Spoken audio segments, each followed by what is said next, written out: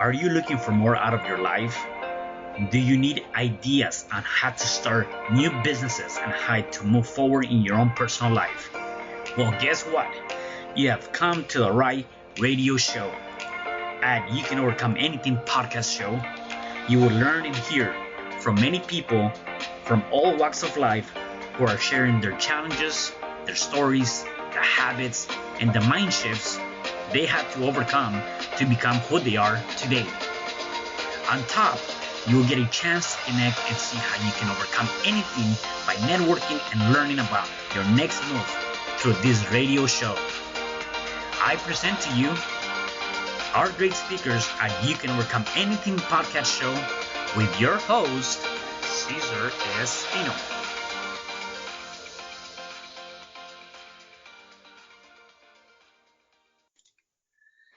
Hello there, and welcome back to another episode of You Can Overcome Anything podcast show. It is your host, Cesar Espino, and you can find me at www.cesarrespino.com. And today I have a very special guest. It's my friend, Evans Putman. How are you, Evans? I'm doing great. Thanks for having me. I'm excited. We got the same haircut going on. So we have the same barber. You know, that's awesome. Especially during this time, right, that we're in right now, the isolation and everything. I didn't have to worry about my hair growing out and getting too long. Me neither. So I love it. You know, it's like people are talking about like, well, there's no barbers open. I'm like, well, I have mine, you know, in my restroom. So it's all good. Exactly. I'm right there with you. Yeah. So no, that's awesome. So let me give a little bit of your background to our listeners and viewers, and then we can dive into the interview.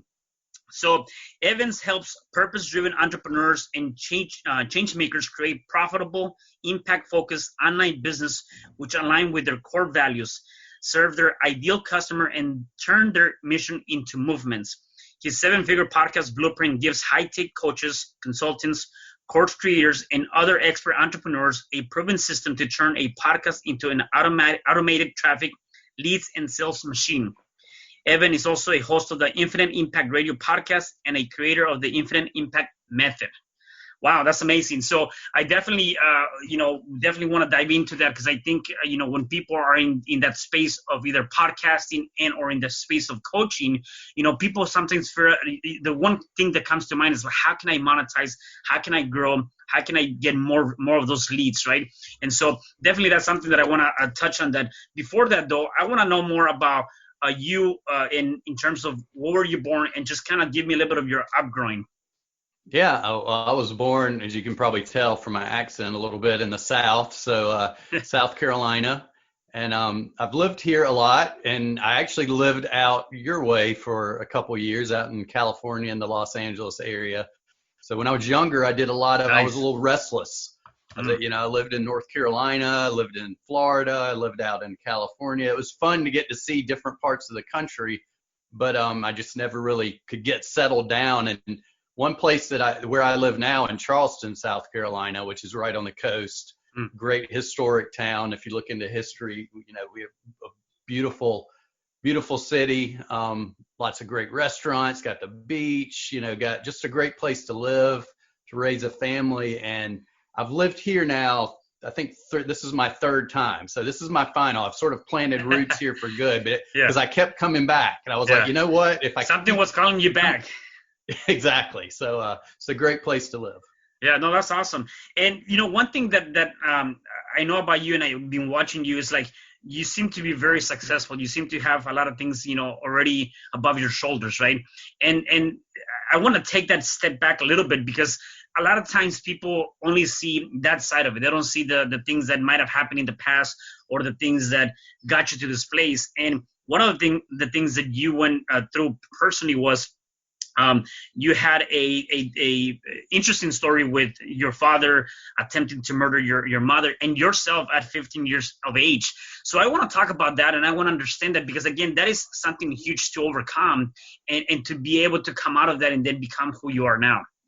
Yeah, definitely. Well, actually, it happened about 15 years ago. So I wasn't 15 years of age. So I was closer.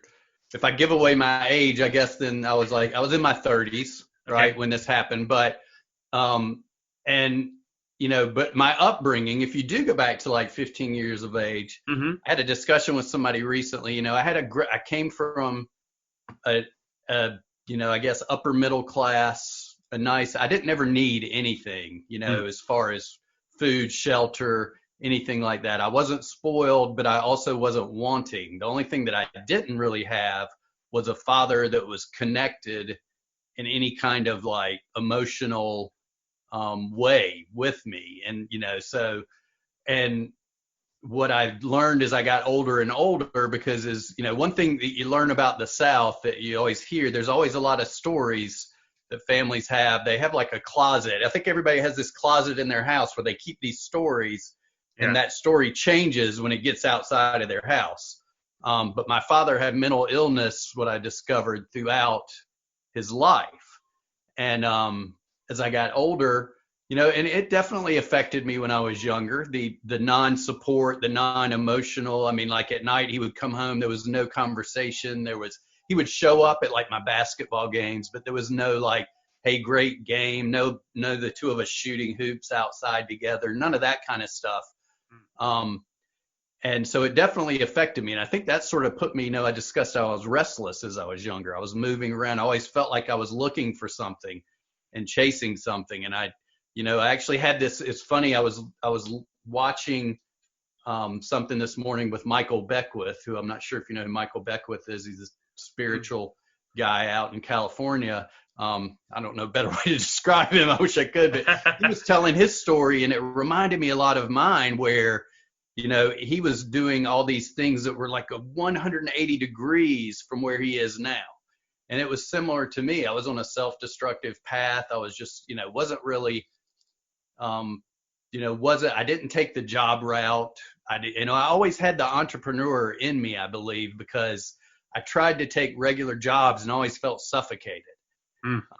So eventually, and we'll fast forward a little bit, but eventually I became a personal trainer. I started helping people, and then I got into online businesses about 20 years ago.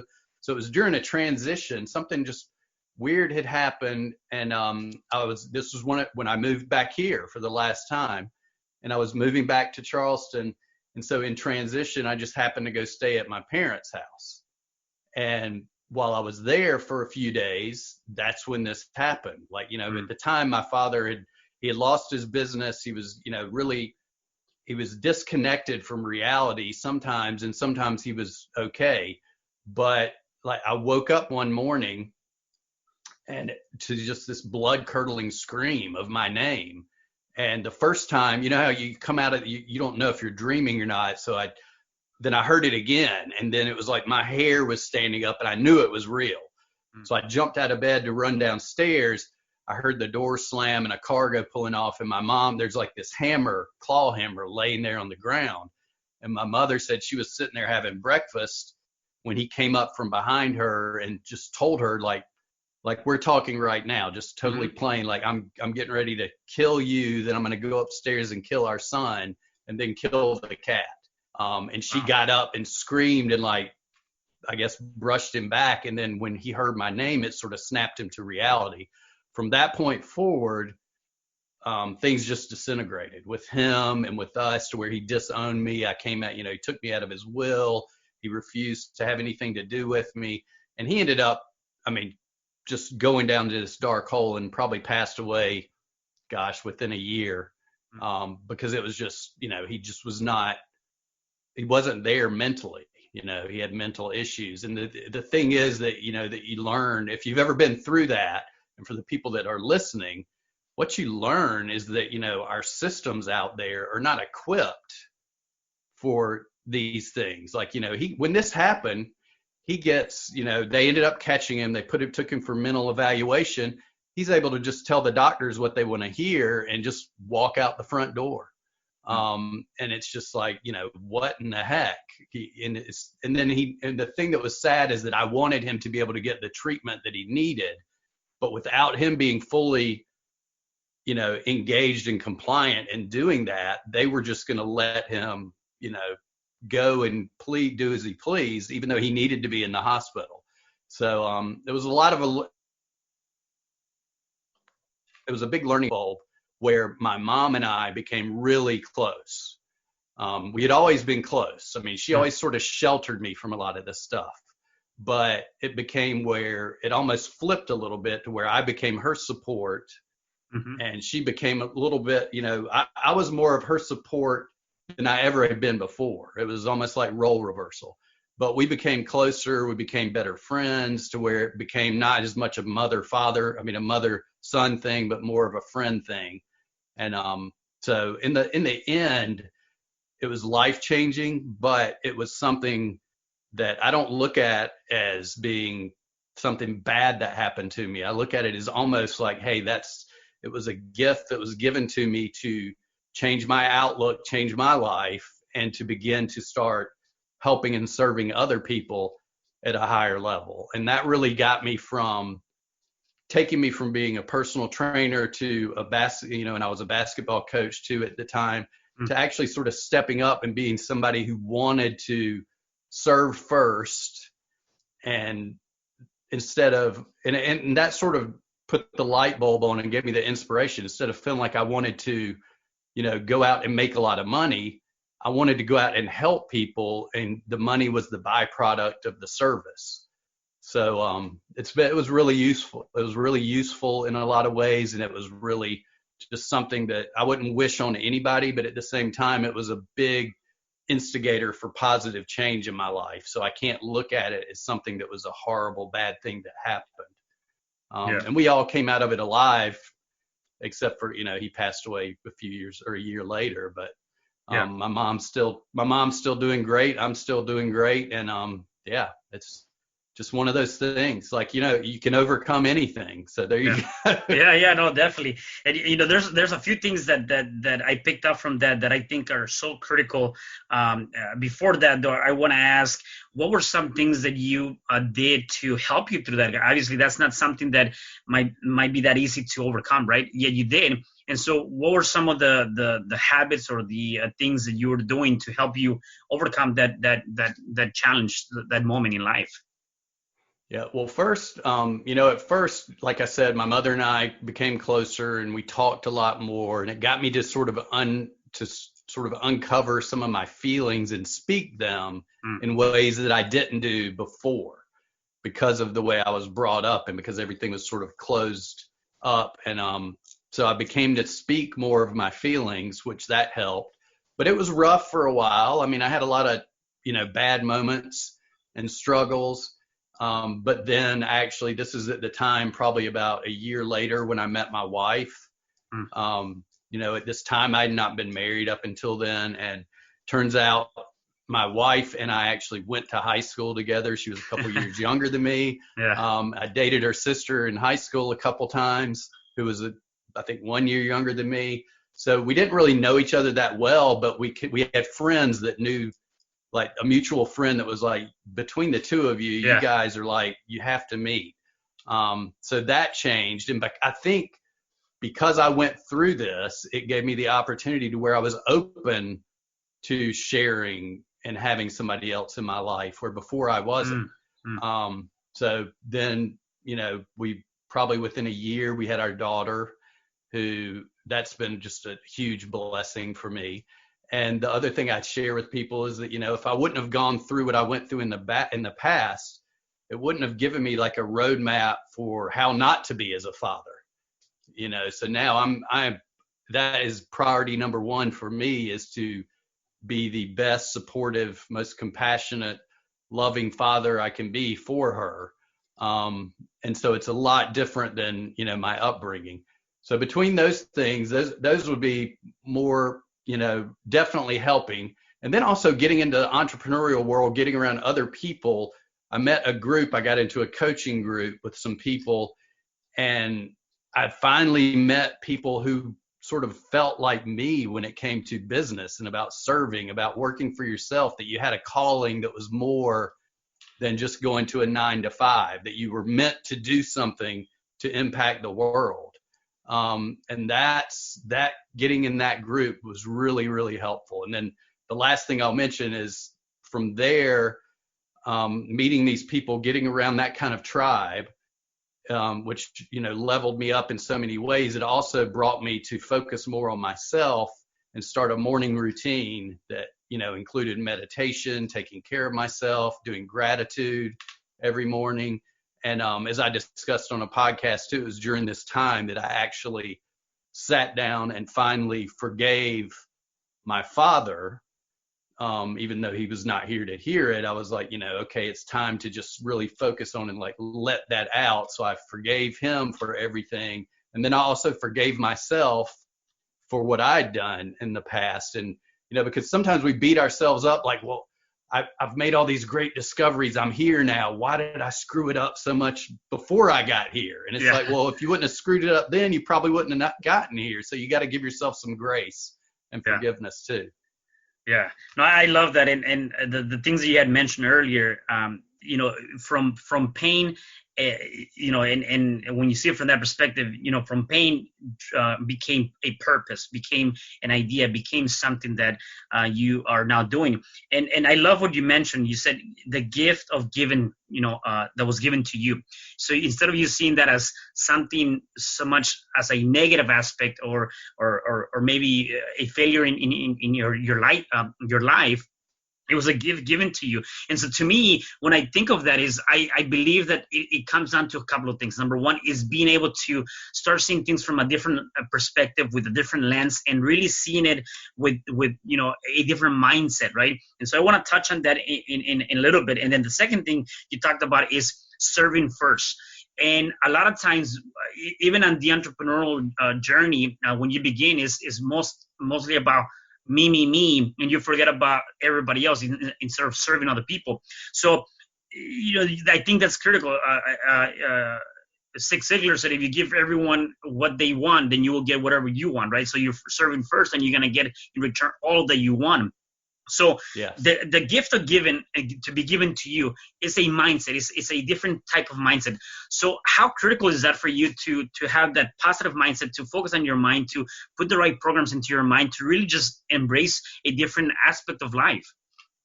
It's huge. I mean, and it's something that I'm learning every day, obviously, and I have to reinforce every day. And that's why I think a morning routine is so critical. But it's funny because I found myself over the past few months sort of low on energy, not feeling so great, not being so motivated.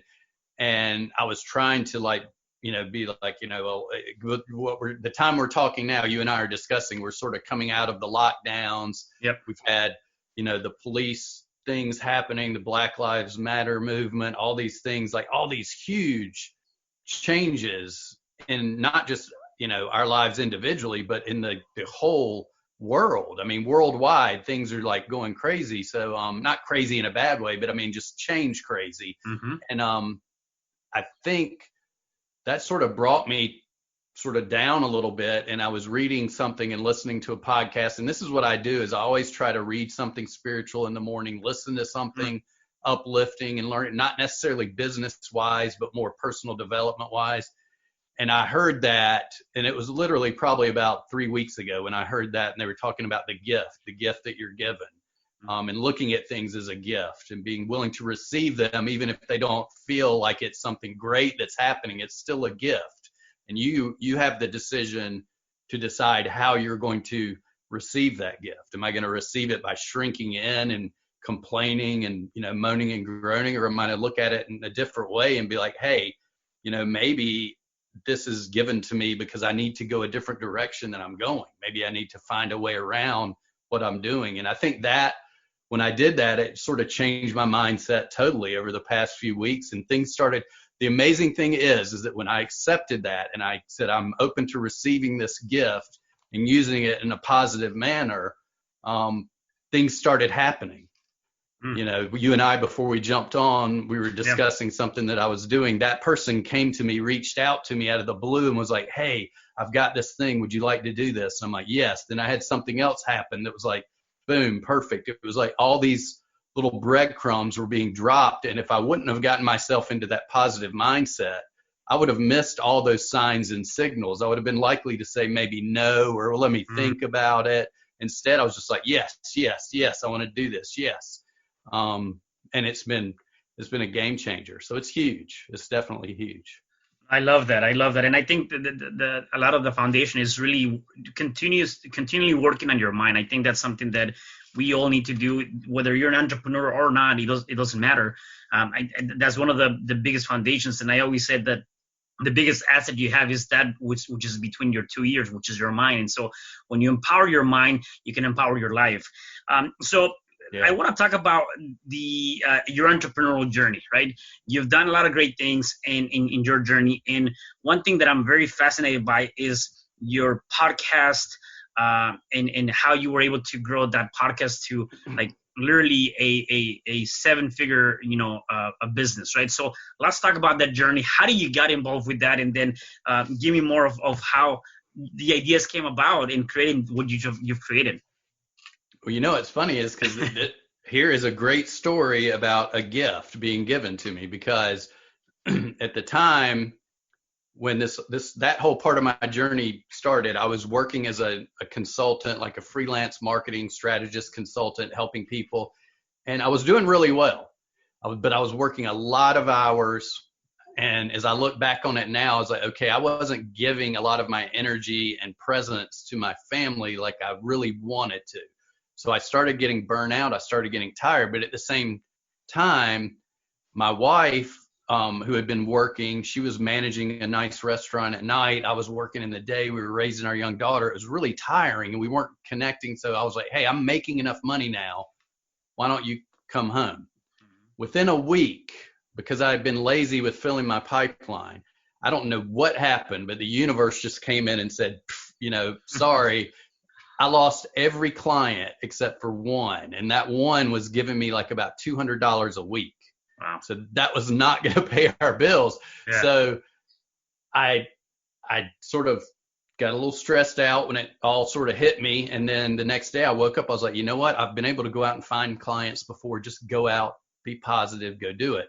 So that's when I reached out, started looking, and I had this person reach out to me. And it was something that I was like, this is not really something that I do. It was mainly like a writing gig. Like, can you help write some blog posts for my podcast? Mm-hmm. I was like, I used to do this like 5 years ago. I didn't like my pay scales were way ahead. I was like, but you know what? There was something that said, take this opportunity. So I said, yes, let's talk. Turns out we lived literally, there's a peninsula. Charleston's a peninsula. Okay. So on one side of one river, he lived on like by the beach over there. I live on the other side of the peninsula on the north side. And we just were like, wow, out of everybody in the world, we live right here. So we met in person, and I'll sort of fast forward, but it turned out he started telling me things about what he was wanting to do, what his desires were. And I was like, this is so much more than just writing a blog post. This is actually what I do, build a strategy for this. And he happened to have a podcast. And I was like, well, I've never really worked with a podcast before, but I know I can grow. I've grown all these other online businesses for people. I know I can do it. It's just marketing. I just got to figure out different angles and, test things.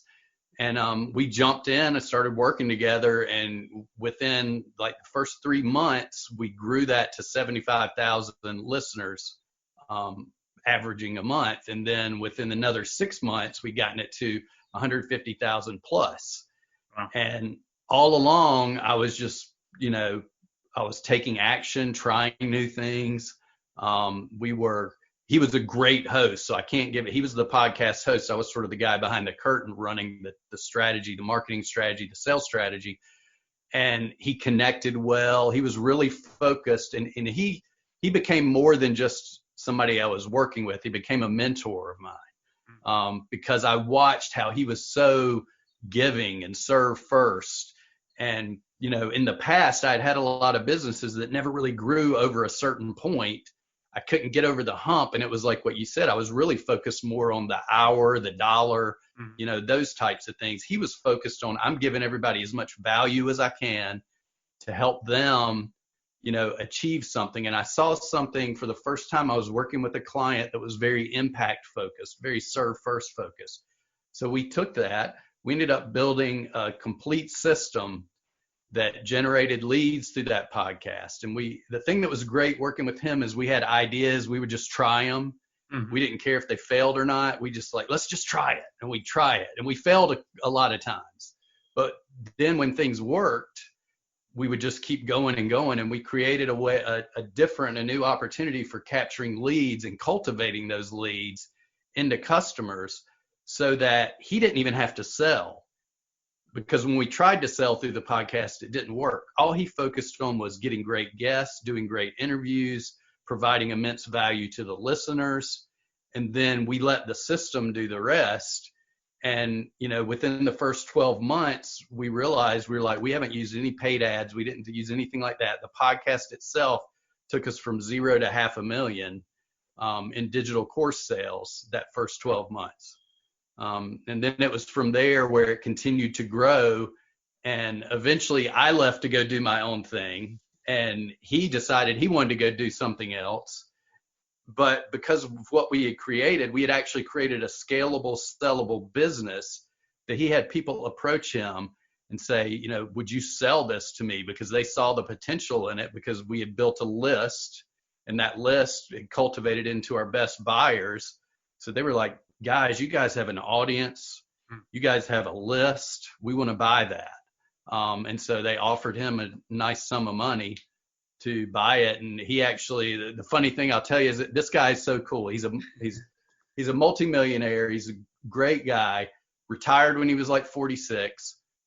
He's a few years older than me, but after he sold the podcast, his dream was to be a pedicab driver in downtown Charleston. Wow. Because he wanted to just get out. He loves talking to people, and he wanted to get out and drive around and talk to people. So that's what he did, and we were able to take that podcast and turn it into an actual business that you could then sell. And I think a lot of entrepreneurs sort of miss that mark when they think of their podcast as, maybe a branding play or a way to, some of them actually feel it's more of like a sales job or a tool that they use to sell things. We looked at it totally different. We looked at it as the core of our business, because if we could create the right message that would attract the right people, and then cultivate them through this whole process of getting to know, like, and trust you through the podcast, through the way you over deliver, through your the things you offer them lead wise and sales wise,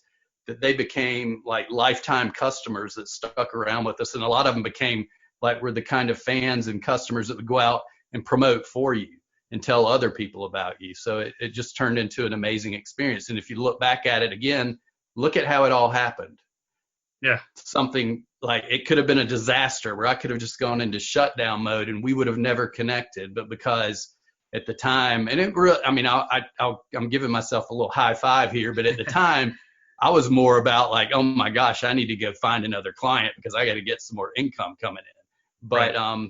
But I also didn't look at it as the way it, of being an obstacle that was going to pull me down, that was going to weight me down. I took that sort of loss of all those clients and just went with it. And it, it was provided to meet the right person at the right time and be in the right place. So, I mean, always be open to possibility, always be open to keeping your eyes out for signs and signals, because they're out there for you.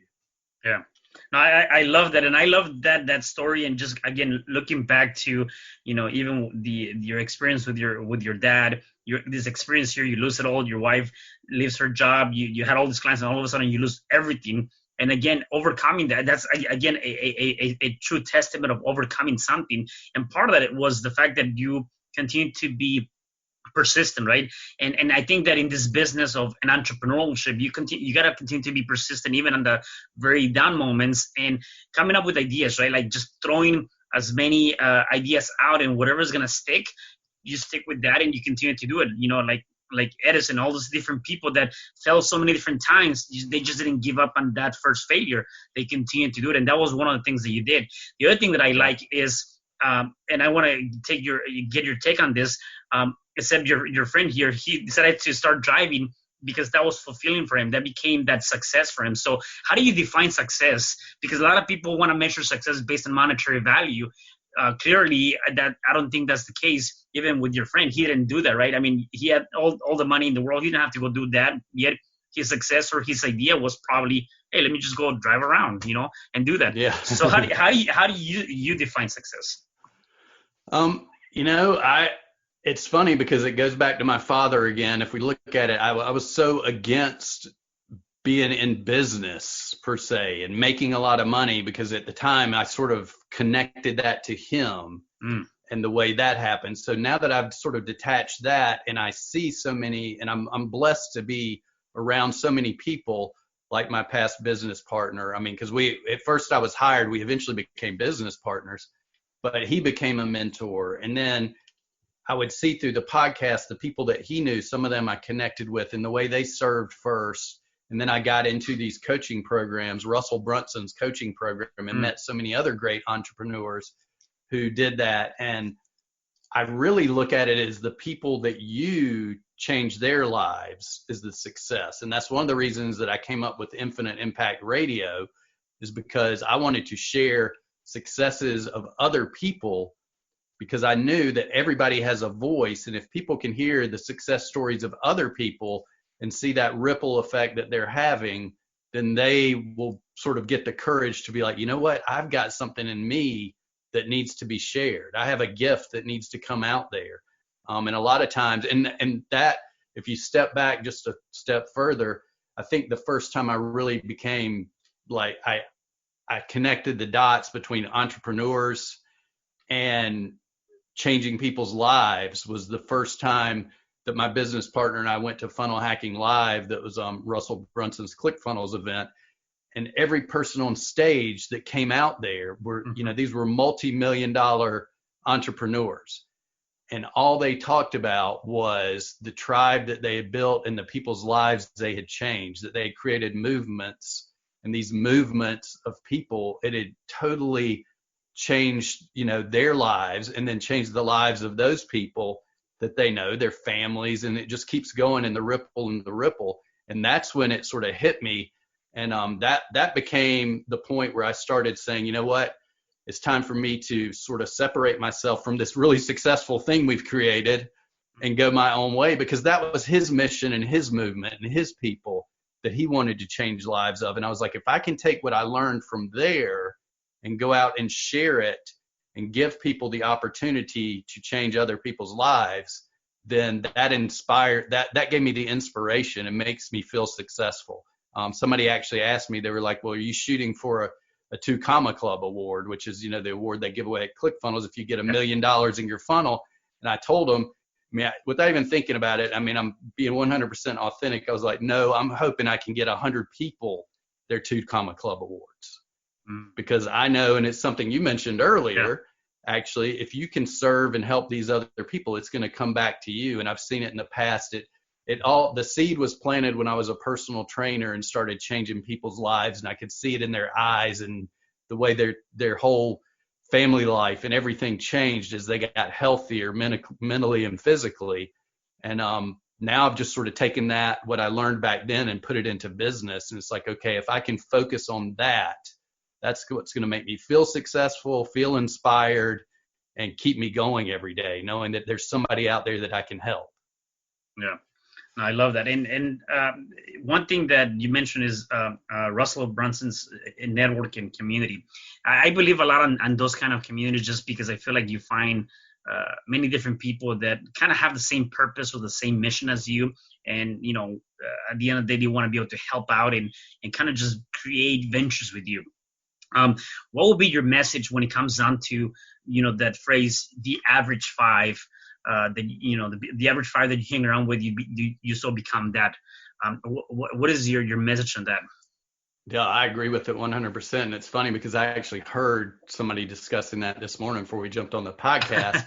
And I thought about that because just I'm excited about this, and I sort of took a leap forward in my entire path. Just day before yesterday, I committed and was invited to be in somebody's inner circle program, somebody who has made, you know, multiple tens of millions of dollars in the entrepreneurial world. So it was sort of a big investment into myself, but it was also a big leap of faith. But I knew there's only 60 people that are ever going to be in this program, no more than that. That's all he takes, because he works with you personally. But I knew, I was like, okay, every step of the way that I've done that I've moved into a bigger, you know, sort of arena with more successful people around me that are doing more than me, it's helped me grow more. Personally, it's helped. I mean, my family life is better from joining the coaching programs and things like that. So I knew, I was like, at first it was sort of like, okay, this is a lot of money. And then it was like, this is a once in a lifetime opportunity. It's a chance. I left. I remember telling somebody I left what was a really huge opportunity when I was with my partner, is we were climbing monetarily. And at that time I was a partner, so I was getting, I was profit share and all that. I left that because I felt like I needed to play bigger, because I had a bigger purpose to serve, not because of my ego, but I felt a calling pulling me towards this thing. And I was like, you know what? It's time to do that again, and to get into a group of people that are so far ahead of me, but will pull me up and will support me along the way. So I think that it's humongous. And I think, you've probably discovered this with your podcast, and I have with my podcast. That's how you and I met, was through a podcast. Right. And I tell everybody, if you can at least go on podcasts, but to start a podcast as well, if you're an entrepreneur and sometimes you feel disconnected, it is the best connection and the best way to meet other people, to share your story, to hear their story. And you start getting bonds, and that, there's people out there that are going through the things that you're going through. So it's definitely helpful on both levels, to level you up and to support you. So I think those groups are vastly important. Yeah, no, I love that. One thing that I want to touch on, and you talked about this in your messages, the importance of rising to your authentic self. Is once you live 100% authentically, you will uncover and unleash your why, your purpose. And that's pretty much, what you're talking about, taking that leap of faith of leaving that business venture with your business partner, to take your own leap of faith and understanding what was your why and your purpose, that calling, whatever it is that you have now, right? So how do you come about that, and how do you find that? Even with your message here, is like, if I'm an entrepreneur, how did I know that there's maybe a different calling or a different purpose, or how can I find my why or my purpose? Yeah, well, I think for me, I don't have a 100% sure answer, because I ask myself this all the time. Am I going down the right path? And I've asked other people who I feel, and that you go back to the people you surround yourself with. If you surround yourself with people who are, doing that, and you get the opportunity to ask them questions like that, a lot of times what I've been told is, if you feel like inspired, like if you start doing something and you feel like just this energy and it's pulling you through, and you want to do it, doesn't matter if you hadn't slept for 3 days, you're going to have the energy to do it, because you feel this inspiration, you're lit up, you feel the emotion, everything is more heart-centered rather than like thought-centered, so you feel the emotions. That is something that you can tell you're on the right path. When you start to, like what I was telling you earlier, over the past few months, because generally somebody taught me once, take the news app off your phone, quit looking at the news, quit doing things, quit feeding the wrong kind of energy into your body. But then when we had the COVID thing happen and all these things, I found myself on the news because I wanted to keep updated, but I also felt myself getting pulled into that. And I could feel my energy levels go down and my, emotional level go down. And that was a sign that, hey, you need to, get your energy to a higher place and get, which I think is also important with a group. And if you find a group and you find people that you're serving, your customers, your clients, whoever it is, and you feel excited about it and you want to serve them and you feel that higher vibration of energy, you just sort of know you're doing the right thing. And I'll go back one last example, because I don't remember when. I was just thinking about this the other day, but when I was a personal trainer, I would take on some clients. When I bought my first house, it's like I got a mortgage to pay, so I would fill up my book with clients. And I got to that point where I was focused on client, dollar, instead of like the actual person that I was working with. But I would still have, like, let's say out of 8 clients, maybe 2, 3 of them that when they walked through the door, or when I knew that they were coming up next, I felt inspired. I felt this energy. I was excited. Didn't matter if it was the end of the day. I was excited to see them. you know what, that I knew that was my purpose, to serve those people. And those were the right clients. So it's similar, with your job, with your clients, whatever. You can feel that energy vibration, and I think that points you in the right direction if you pay attention to it. Yeah, no, awesome. So Evans, I have a couple more questions for you before I let you go. If people wanted to connect with you, where can they find you? Probably just come on. Facebook's the best place to find me right now. Just go look, Evans Putman. There's two of us on there. One of them's my page. One of them's me. So it's Okay. EVANSPUTMAN. A lot of people get the M and the N backwards, so it's Putman. Yeah. So yeah, I mean, come find me on Facebook, shoot me a message, and let's be friends. And I'm always open to meeting new people, definitely. And if you have a cool story, definitely reach out to me, because as you and I were discussing earlier, I'm getting ready to relaunch my podcast and put more focus on it. So I'm going to be telling a little bit more of my story and my journey, but I'm still going to be bringing on amazing guests like yourself, Cesar, when you came on. So awesome. Definitely reach out to me.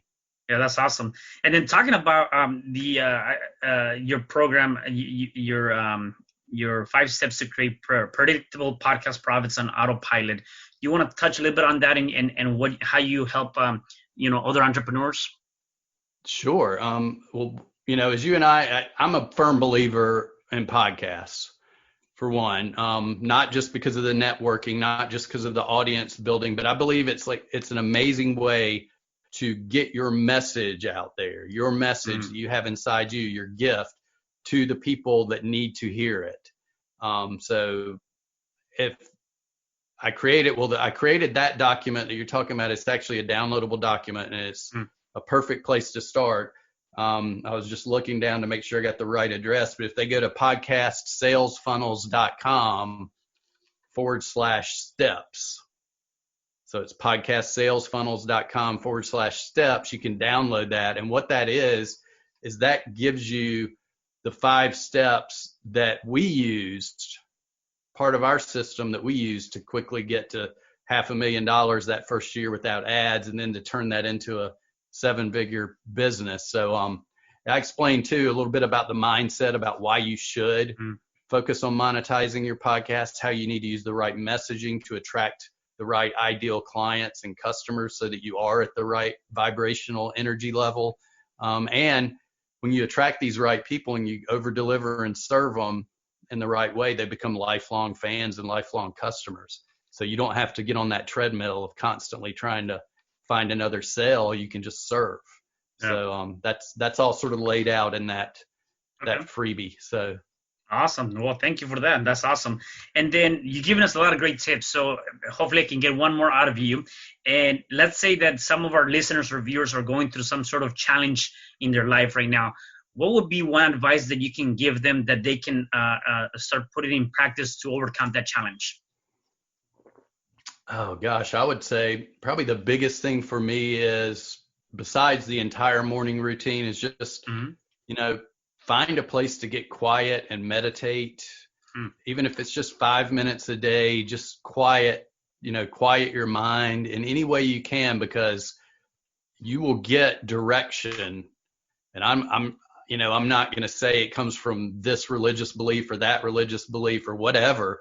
But if you quiet your mind on a regular basis and get in the present moment, that you'll just find direction. You'll find peace. And if you can find that, even for just those few minutes a day, it'll help you make better decisions. And it'll help, you'll also get some guidance as well along the path. So I would definitely say that's probably the biggest thing for me. Yeah, I love that. I love that. Evans, anything else that you want to share before I let you go? No, I just appreciate you letting me on here, and it's nice to actually talk to somebody and see somebody, because I'm still doing this social isolation thing. So, I know, yeah, it's crazy. It is, but definitely I would tell everybody, just believe. I'll leave you like one last thing that somebody asked me, because it was, I think the one thing everybody needs to understand is that we look at somebody like Tony Robbins, right? And if on my podcast cover art, I have like a pebble being dropped in the water with the ripples coming out. And we all think, like somebody like Tony Robbins, I'm not him. What kind of positive effect can I have in the world? But if you look at it, it doesn't matter if Tony Robbins, who's got this big, huge boulder, when he drops it in the water, it creates ripples. If you drop the tiniest little pebble in the water, guess what else it does? It creates ripples. So it doesn't matter how small you think your gift is or your message is. If you feel like you've got a calling, then get out there and share it with people. Even if it's 1 or 2 people in your neighborhood, that difference you make is going to make the difference. That person that you affect is then going to have an effect on somebody else. So it creates a positive ripple effect and changes the world. So I would just tell everybody, don't be afraid to get out there and, just share your gift as much as you can. I love that. I love that. That definitely, no matter how big or how small, you can definitely make a difference in this world. So I love that. Yeah. Evans, thank you so much for being here today. I really appreciate you coming onto the show. Thank you, Cesar. I appreciate it. Yep. And for the rest of you guys, please do me a favor. Make sure that you check us out on your favorite podcast platform. And please comment and share this podcast. And I'll be waiting for you at the next episode of You Can Overcome Anything. Have a good day. Bye. Hi, I'm Cesar Espino, real estate investor, business coach, and consultant, and author of the book, You Can Overcome Anything, Even When the World Says No. My number is 424-501-6046. In my book, I talk about making the necessary changes to shift your mind for prosperity and certainty. Pick up your copy at Amazon. I also love helping families with their real estate and can purchase your house fast and all cash. Follow me on Instagram, Facebook, and LinkedIn. My number is 424-501-6046. Thank you for having me today. I am so glad you tuned in to this podcast. You can find me at Spreaker.com, where you can like and subscribe. And to learn more about myself and my services, you can find me at www.cesarrespino.com, or you can also find me at Facebook under Cesar R. Espino. Once again, thanks for joining me. I am looking forward to having you at the next episode, and know that you truly can overcome anything.